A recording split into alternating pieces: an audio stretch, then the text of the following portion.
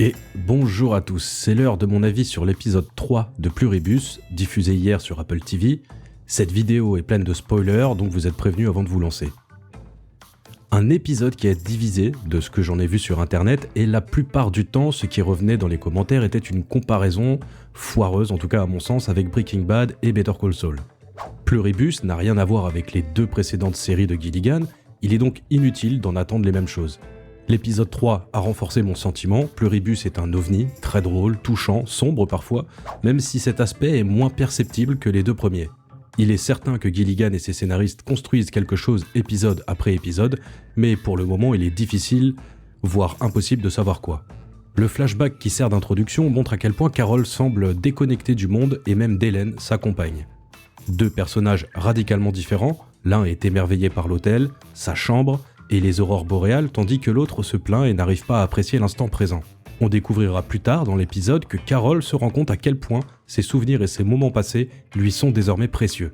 Après le générique, l'épisode démarre avec Carol qui se trouve à bord de l'avion pour retourner chez elle, et sans surprise, elle est accompagnée de Zosha, qu'elle a empêché de monter à bord du Air Force One afin d'empêcher Kumba de profiter d'elle.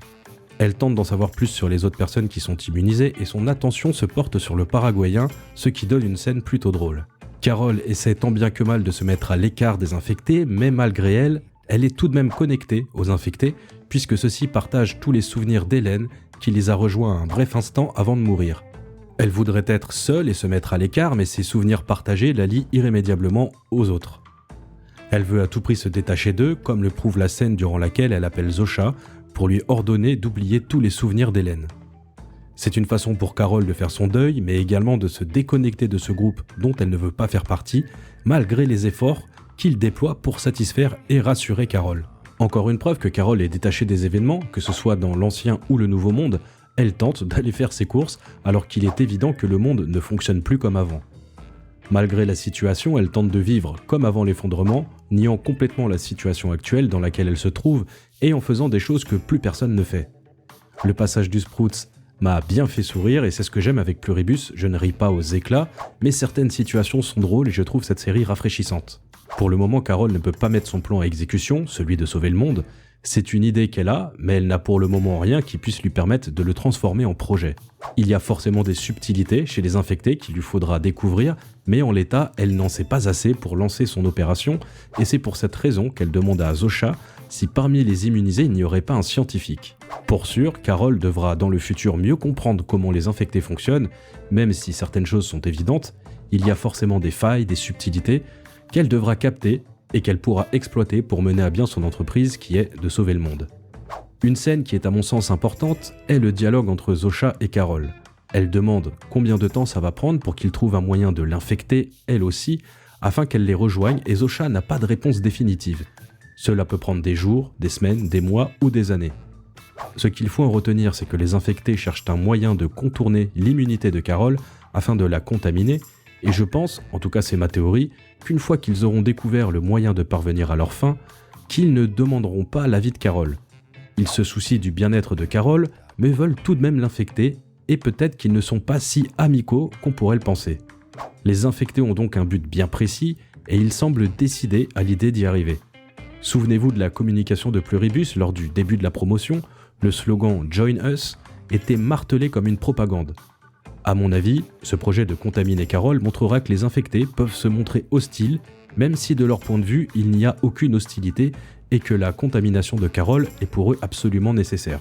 Même si c'est difficilement perceptible, des enjeux sont donc discrètement posés dans cet épisode. Le projet des infectés pour contaminer Carol, qui semble être leur but ultime, et Carol qui va devoir trouver un moyen de sauver le monde en exploitant des failles qu'il lui faut découvrir et comprendre pour que son projet puisse débuter. La scène importante, quant au dernier point que je viens de soulever, est la scène avec le type habillé en livreur DHL dans l'hôpital. Il explique à Carol qu'ils ont fait une erreur en lui donnant une vraie grenade. Je pense que c'est un détail à ne pas négliger, les infectés peuvent faire des erreurs. Carol va comprendre, suite à cette discussion, qu'elle peut tester les infectés. Sur les dernières images, j'ai l'impression que Carol vient de comprendre quelque chose ou qu'une idée lui vient à l'esprit. On comprend aussi que même si les infectés se plient à ses moindres désirs, ils peuvent quand même s'interroger et faire des erreurs. Le moment où elle parle de posséder la bombe atomique fait vaciller son interlocuteur qui se trouve déstabilisé par la question de Carol. In fine, si Carol veut posséder l'arme atomique, elle le peut, mais les infectés se poseraient néanmoins des questions et lui expliqueraient les dangers que cela représente. La grande question qui se pose est: les infectés peuvent-ils apprendre de leurs erreurs et changer en fonction ? Comme un virus qui évoluerait ou qui entrerait en mutation et qui se comporterait différemment, de manière peut-être plus agressive.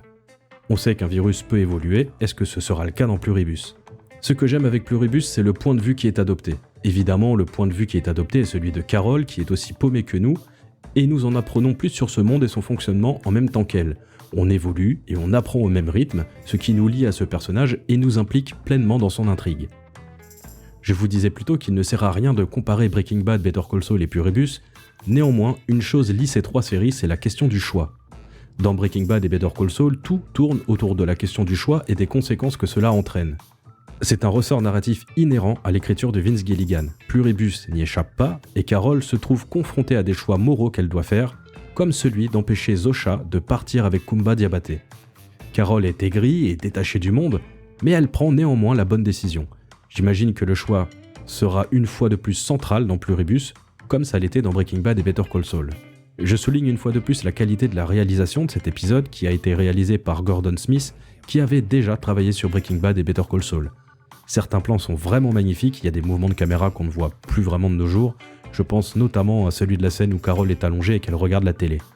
Vous l'aurez compris, j'ai beaucoup aimé cet épisode que j'ai trouvé excellent. Je pense qu'il pose subtilement des enjeux qui seront certainement plus perceptibles dans les épisodes à venir, et je mets une pièce sur les deux derniers, les épisodes 8 et 9, auxquels la presse n'a pas eu accès. Pour le moment, nous assistons à une mise en place et on tente d'en apprendre plus en même temps que Carol. J'attends impatiemment l'épisode 4, je ne suis donc pas de ceux qui pensent que cet épisode ne raconte rien, bien au contraire, je trouve qu'il est extrêmement riche et qu'il pose subtilement des enjeux. Pluribus le fait différemment des autres séries et il est possible de passer à côté.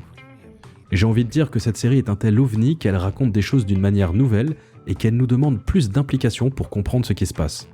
Je crois qu'il faut être beaucoup plus attentif au dialogue, aux différents événements et à la série en général. Ray Seahorn et Gilligan avaient expliqué lors de la promo que la série nous demandera de nous impliquer. Et je commence à comprendre ce qu'ils voulaient dire et je pense même revoir les 3 premiers épisodes pour vérifier si je n'aurais pas manqué quelque chose.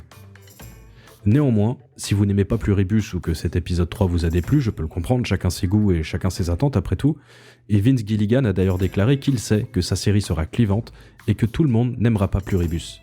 C'est la fin de cette vidéo, d'ailleurs j'en prépare d'autres sur Pluribus, patience quand même car je préfère prendre mon temps, mais abonnez-vous si vous ne voulez rien manquer car la chaîne sera de toute façon alimentée dans les prochains jours. Semaine prochaine, une vidéo particulière sur Breaking Bad sera publiée, j'espère qu'elle vous plaira. D'ici là, abonnez-vous, rejoignez-nous, soyez heureux, à la prochaine.